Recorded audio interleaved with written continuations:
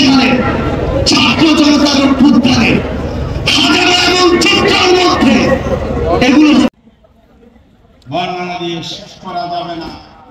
সর্বশেষ 24-এর যে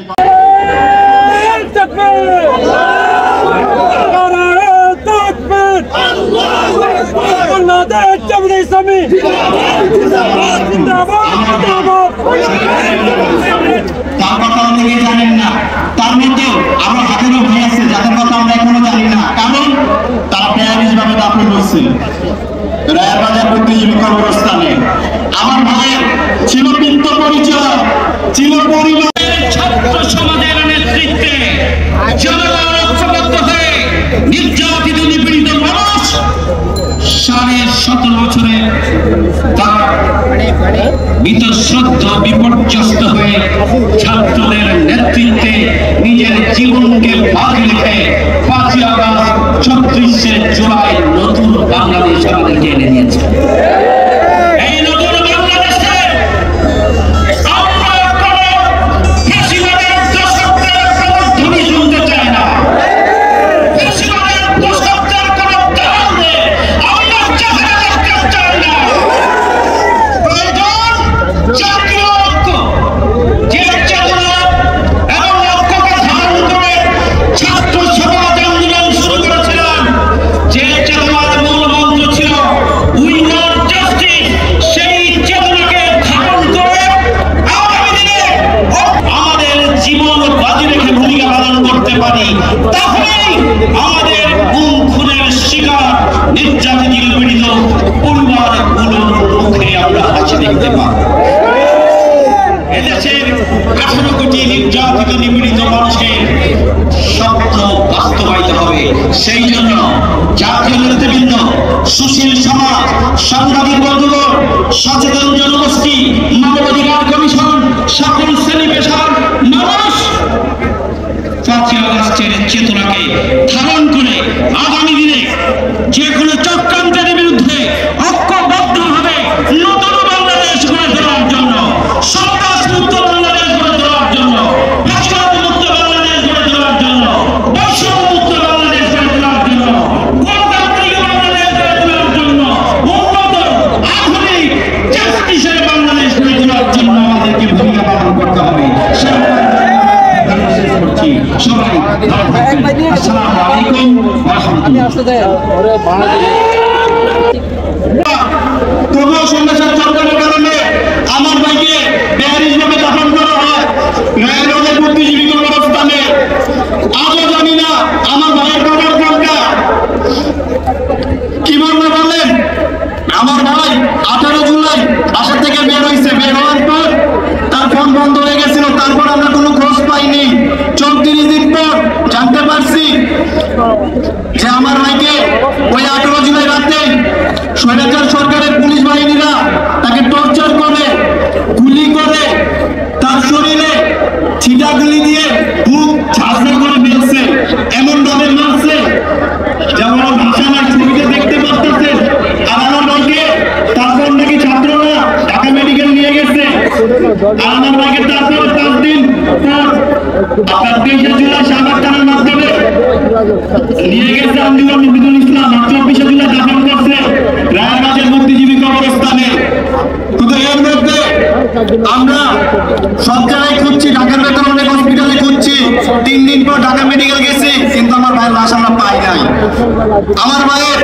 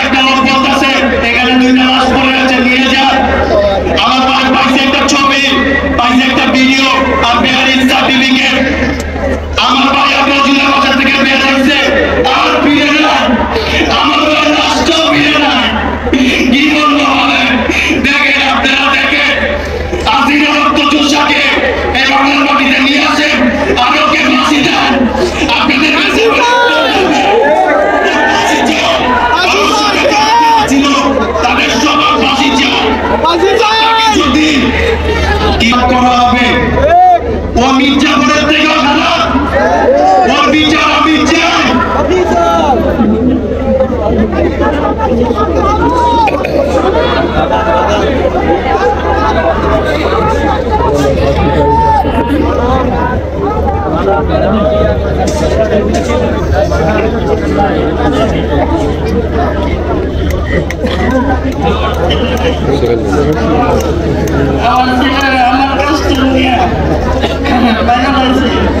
আজকে আমার জীবন নাই, আমার মিথ্যা আর সব আছে, সব আছে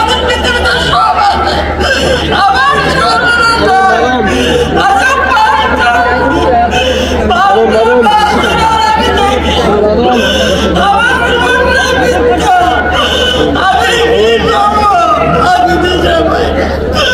মানুষের জন্য সাম্য মানবিক মর্যাদা সাথে ৭২ সাল থেকে চেপে বসেছিল।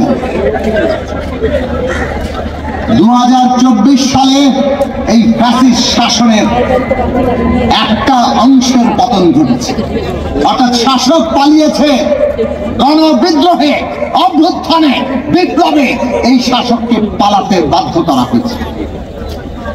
কিন্তু আরেকটা অংশ বাকি, ফ্যাসিবাদ কিন্তু এখনো পর্যন্ত যায়নি। ফ্যাসিবাদ তার ব্যবস্থা নিয়ে হাজির আছে। আমরা এই ফ্যাসিস্ট শাসনের যারা বাস্তবায়ন প্রধান ভিত্তি, ন্যায় বিচার প্রতিষ্ঠা হতে হবে। একই সাথে এটাও আমাদের মনে রাখা দরকার, ফ্যাসিবাদ কেবল কতিপয় ব্যক্তি নয়। আমরা ব্যক্তির বিচার করতে পারি, তাকে এমনকি ফাঁসি কিংবা সাজা দিতে পারি।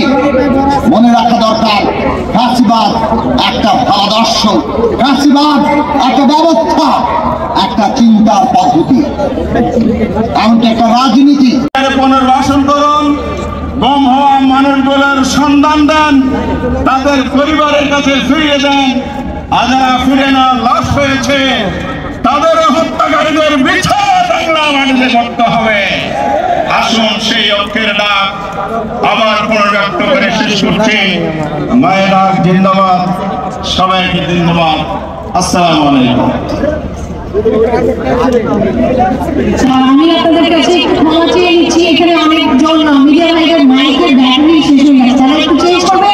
এর মধ্যে আমরা কিছু আন্তর্জাতিক সংস্থা যারা আমাদের সাথে সম্মতি জানিয়েছে তাদের ভিডিওগুলো দেখে নিব। এর মধ্যে হিউম্যান রাইটস ওয়াচ, আরএফকে এবং অ্যামনেস্টি ইন্টারন্যাশনাল আছে আমাদের সাথে। আমরা তাদের ভিডিওগুলো খুব তাড়াতাড়ি দেখে নিব। এর মধ্যে তারা মাইকের ব্যাটারিগুলো চেঞ্জ করে নিচ্ছে। ধন্যবাদ। Gross human rights violations that adhere to international standards against all alleged perpetrators in order to secure meaningful justice for victims and their families. Thank you and best wishes for this important event. মায়েরা এখানে আসছেন, এই দিনে তারা programme করেন, তারা মনে করান তো তাদের যারা লাভড ওয়ান, তাদের ভাই, তাদের স্বামী, তাদের ছেলে গুম করানো, ক্রস ফায়ার, টর্চার, এগুলো যেন শেষ হয়ে যায় আর যেন কোনোদিন ফিরে না আসে। একটা freedom of expression, freedom of speech নিয়ে নতুনভাবে Bangladesh National standing solidarity with all victims of enforced disappearances, those who are still missing, those who have been killed in secret detentions, those who have returned. These disappearances are not just violations of international law, they tear families apart, communities, leaving unanswered questions and unhealed wounds. Your grief, your resilience, your courage stand as powerful that we stand with you in demanding truth, justice, accountability, and an end to these atrocities. এরপর আমরা শুনবো আমাদের জাতীয়তাবাদী দলের মহাসচিব মির্জা ফখরুল ইসলাম আলমগীর, যিনি আমাদের মাঝে নেই, তাদের ছোট্ট একটা বার্তা। ধন্যবাদ।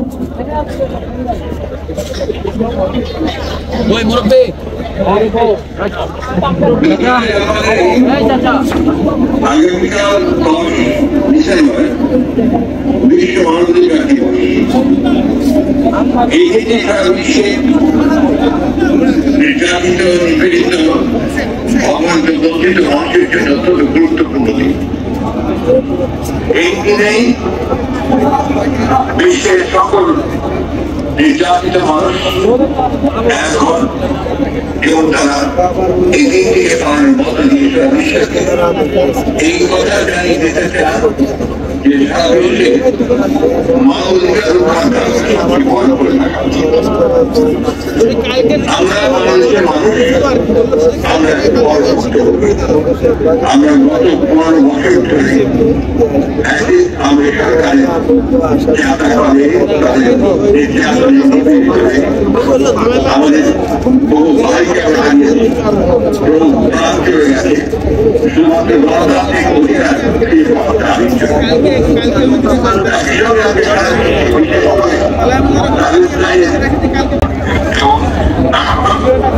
অন্যান্য যারা আশেপাশে রয়েছেন তারা আজকে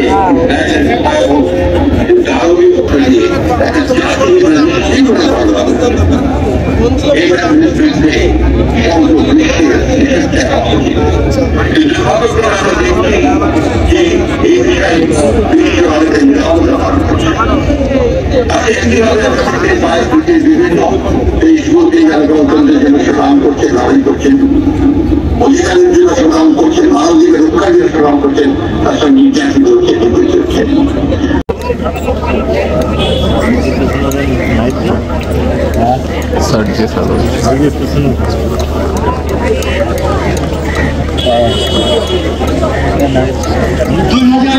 সালের ছাত্র জনতার অভ্যুত্থান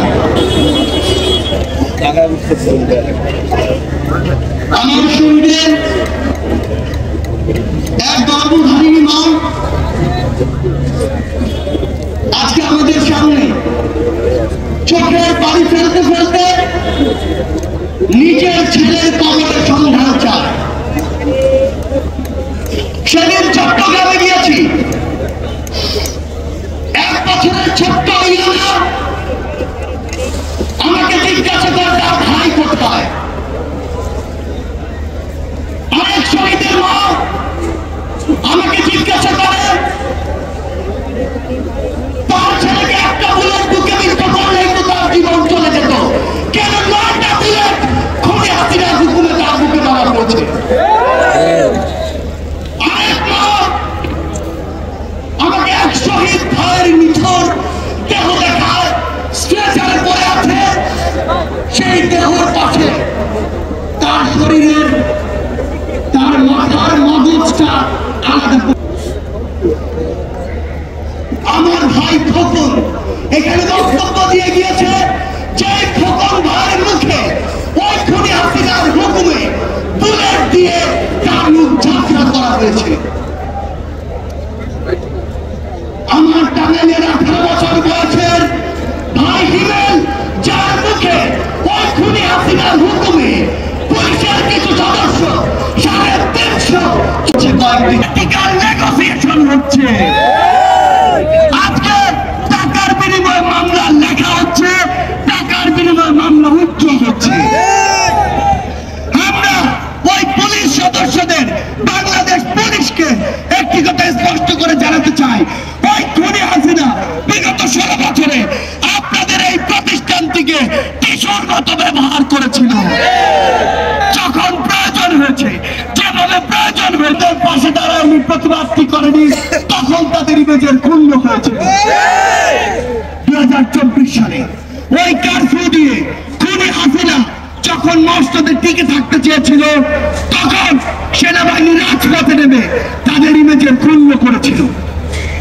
কিন্তু এই 24-এর অভ্যুত্থানে পাশে শ্রদ্ধার জায়গায় রেখে একটি কথা স্পষ্ট করে বলতে চাই, ওই খুনি হাসিনা কিংবা তার দোষর কিংবা ভারতের কোন দালাল কিংবা কোন এজেন্ট যদি আপনাদেরকে ব্যবহার করে বাংলাদেশের মানুষের কাছে আসা, বাংলাদেশের মানুষকে আপনাদের মুখোমুখি করার বিন্দুমাত্র চেষ্টা করে, আমরা আপনাদেরকে আমাদের জায়গা থেকে বলে দিতে চাই, আহ্বান করতে চাই, এই চেষ্টা যেন সকলে আমরা একসাথে প্রতিরোধ করি। আপনারা যেন আপনাদের জায়গা থেকে এমন কোন চেষ্টা বাংলার মাটিতে সফল হতে না দেন। করেছিল ভারতের সাথে আওয়ামী লীগের যে সম্পর্ক করেছিল, সেই সম্পর্ক যদি আগামীতে তারা সত্য দেখে, সেই সম্পর্ক হবে না। আমরা এই বছরে এই যে গুমগুলো হয়েছে, এই যে খুনগুলো হয়েছে, এই যে হত্যাগুলো হয়েছে, এই যে জুলুমগুলো হয়েছে, এই যে গণপ্রজাতন্ত্রী বাংলাদেশ, গণতন্ত্রের বাংলাদেশকে গণজুলুমতন্ত্রের বাংলাদেশে পরিণত করা হয়েছে, সেই বাংলাদেশকে আবার যদি কেউ ওই পুরনো কায়দায় ফিরিয়ে নিতে চায়, আমরা আর তাদেরকে সেই সুযোগ দিব না। আমরা কি সেই সুযোগ দিব? আমরা কি সেই সুযোগ দিব? আমরা কি 24-এর অভ্যুত্থানের সেই স্পিরিটকে ধারণ করি? আমরা কি সেই স্লোগানে গড়ে মিলাতে পারি? ফাঁসি ফাঁসি ফাঁসির চাল, গড়িয়া ফেলার ফাঁসির চাল, ফাঁসি ফাঁসি ফাঁসির চাল, গড়িয়া ফেলার ফাঁসির চাল, ফাঁসি ফাঁসি ফাঁসির চাল, দিল্লি না ঢাকা, দিল্লি না ঢাকা, ক্ষমতালা জনতা, ক্ষমতালা জনতা, দিয়েছি তো রক্ত, বেঁচে যাবে অন্যায়, আবু সাঈদ মুক্ত, শেষ হয়নি যুদ্ধ, সাইদ ওয়াসিম মুক্ত, শেষ হয়নি যুদ্ধ, আবু সাঈদ মুক্ত, শেষ হয়নি যুদ্ধ, আমাদের যুদ্ধ শেষ হয়নি, আমাদের লড়াই শুরু হয়নি। আমরা আমাদের লড়াইয়ের মাত্র প্রথম ধাপ অতিক্রম করেছি। আমরা বিশ্বাস করি ক্ষুদ্র ব্যক্তি স্বার্থ অবশ্য আমাদের আবারও দেখা হবে রাজপথের কোন লড়াইয়ে অথবা বিজয়ে। ইনকিলাব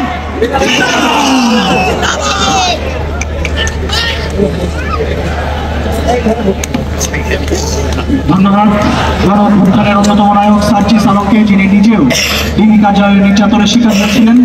ইতোমধ্যেই আমাদের মাঝে এসে উপস্থিত হয়েছেন আরো একজন, যিনি ডিবি কার্যালয়ে নির্যাতনের শিকার হয়েছেন, ঘুমের শিকার ছিলেন, বেশ কয়েক ঘন্টা কয়েকদিনের জন্য অকথ্য নির্যাতন করা হয়েছে ডিবি কার্যালয়ে। তার নিদর্শন আমরা দেখেছি। যারা আমরা 15 বছর ধরে যারা ফ্যাসিবাদ বিরোধী লড়াইয়ে সামিল ছিলাম, তাদের বহুল আকাঙ্ক্ষিত স্বপ্নের উচ্চারণটি গত 34শে জুলাই কেন্দ্রীয় শহীদ মিনারে যার মুখ থেকে উচ্চারিত হয়েছে এক দফা, সেই বাংলাদেশ সরকারের মাননীয় উপদেষ্টা নাহিদ ইসলাম, তিনি আমাদের মাঝে উপস্থিত হয়েছেন। আজকে এই ফ্যাসিবাদ বিরোধী ভুক্তভোগীদের গণজমায়েতে আমরা সকলেই তাকে স্বাগত জানাচ্ছি। এ পর্যায়ে বক্তব্য রাখবেন এবি পার্টির সদস্য সচিব মুজিবুর রহমান মঞ্জু। আমি আমন্ত্রণ জানাচ্ছি আমার বাংলাদেশ পার্টির সদস্য সচিব মুজিবুর রহমান মঞ্জুকে তার বক্তব্যটি রাখার জন্য। একই সাথে পরবর্তী বক্তাদের প্রতি অনুরোধ থাকছে, শীতের দিন বেলা ছোট আছে, আমাদের প্রত্যেকের সংগ্রামের এক শপথ আছে, শহীদ মুগ্ধের স্বপ্নের একটা বীজ আমাদের হৃদয়ে আমরা সবাই ধারণ করি। সামনে আমরা এবং জীবন হানির ডাক যতবার আসবে আমরা দল মত ভুলে আমরা এখানে চলে আসবো। আমাদেরকে যেখানে মানুষের মুক্তির জন্য, মানুষের ফ্যাসিবাদের নির্মূল করার ডাক যতবার আসবে, ততবার আমরা আমাদের রক্তের ডাকে ফিরে আসবো। প্রিয় ভাই বন্ধুগণ, 2006 সালের 28 অক্টোবর থেকে রক্ত দেওয়া আমাদের শুরু হয়েছে।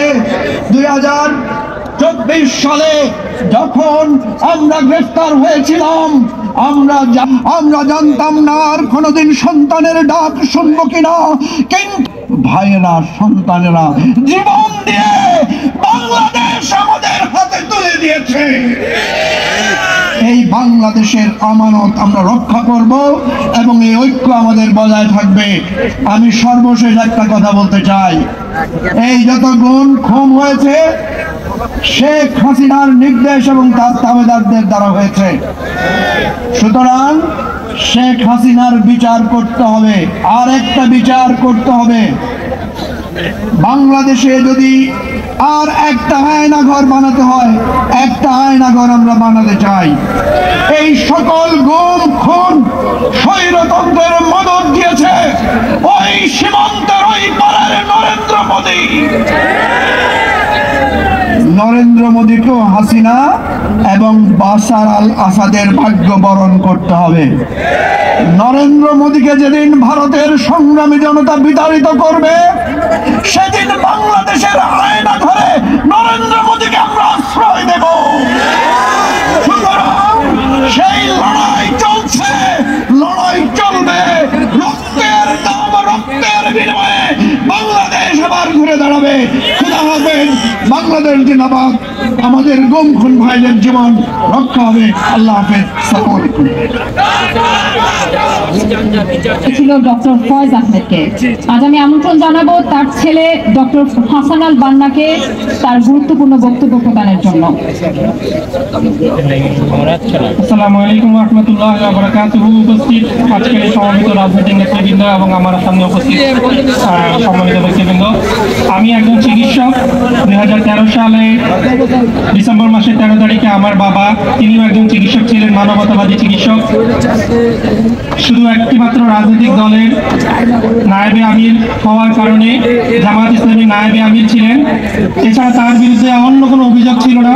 শুধু এই কারণে উনি হাসিনার সরকার র্যাব কর্তৃক টার্গেটেড কিলিং এর লিস্টে ওনাকে রেখে 4 তলা বাসার উপরে হাত বেঁধে ফেলে, উপর থেকে ফেলে, ছাদ থেকে ফেলে দিয়ে হত্যা করেছে।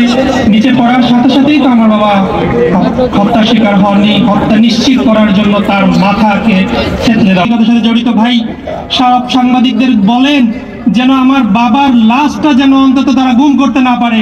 সেদিক থেকে আজকে এখানে এসে আমাকে অন্তত সৌভাগ্যবান মনে হচ্ছে। আমি শেষ পর্যায়ে আমার বাবাকে পেয়েছিলাম, তার জানাজায় অংশগ্রহণ করার সুযোগ হয়েছিল। তাহলে আজকেও আমাকে এই গুম পরিবারের সদস্য হিসাবেই হয়তো এখানে এসে কথা বলতে হতো। আজকে এখানে উপস্থিত আছেন আমাদের তথ্য উপদেষ্টা নাহিদ এবং রাজনৈতিক নেতৃবৃন্দ। আমরা একজন ভিকটিম পরিবারের সন্তান হিসাবে বলতে চাই, সংস্কার তো চাই রাষ্ট্রের, কিন্তু তার আগে বিচার চাই। এই খুনি হাসিনা যার ক্ষমতা মসনদে টিকে থাকার জন্য এরকম অনেক মানুষকে হত্যার শিকার হয়েছে, আমরা সেই বিচার প্রক্রিয়া আগে দেখতে চাই। রাষ্ট্রের সংস্কারের আগে আমাদের কাছে সেই খুনি হাসিনার বিচারটা বেশি গুরুত্বপূর্ণ। সেই সাথে আমি আরেকটি কথা বলতে চাই, যে রাষ্ট্রীয় বাহিনীকে ব্যবহার করা হয়েছে, যে রাষ্ট্রের সেই পশুদেরকে আইডেন্টিফাই করা দিয়ে যায়, আমরা ব্যক্তিগতভাবে পারিবারিকভাবে আসলে এই পোশাকটার পরিবর্তন চাই। এই পোশাক দেখলে রাস্তায় ঘৃণা হয়। আমরা পুলিশ এবং র্যাব এই পোশাক পরে আকাঙ্ক্ষায় নতুন বাংলাদেশকে আপনি উপহার দিবেন, সে আশাবাদ ব্যক্ত করে আমার কথা শেষ করছি। আসসালামু আলাইকুম ওয়া রাহমাতুল্লাহি। রহমান মান্না, সভাপতি নাগরিক ঐক্য, যিনি নিজেও ডুবের শিকার হয়েছিলেন, মাহমুদুর রহমান মান্না।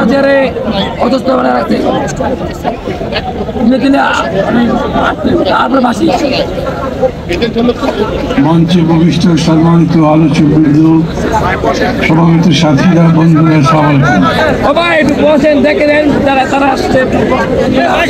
আমি প্রথমেই এই 15 বছর ধরে লড়াই করতে গিয়ে যারা জীবন দিয়েছেন ফ্যাসিবাদের বিরুদ্ধে, তাদের গভীর শ্রদ্ধা জানাচ্ছি।